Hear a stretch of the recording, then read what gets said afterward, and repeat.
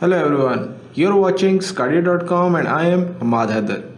Today our lecture topic is a little different than normal topics, that it is related to musculoskeletal oncology. You may have heard a lot about lung cancer, breast cancer, prostate CA, colorectal CA. Nowadays cancers are unfortunately increasing in incidence, and bone tumors similarly have also increased in incidence.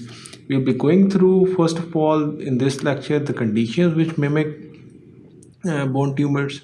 For example, if a child presents, in a 7 8 year old child presents with bone pains, mass, swelling with raised TLC, sometimes it's osteomyelitis and infection, but very commonly it can also be Ewing sarcoma.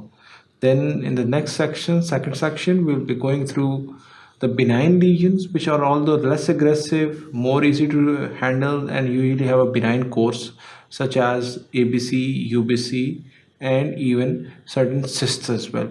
In the third section, we will be going through a benign aggressive disease, although it is a benign aggressive tumor, but it's still benign, called as giant cell tumor. We'll be going through its diagnosis, staging, pathways of osteoclast activation, and how actually the different drugs which have come up, especially the role of denosumab in treatment of GCT, and we'll also be going through the surgical treatment of GCT, that is extended curettage.